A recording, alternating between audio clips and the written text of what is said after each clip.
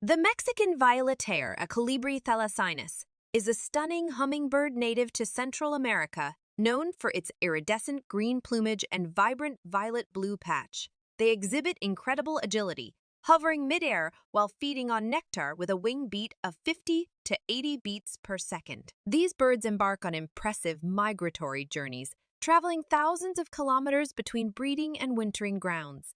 They serve as vital pollinators for numerous plant species, aiding in reproduction.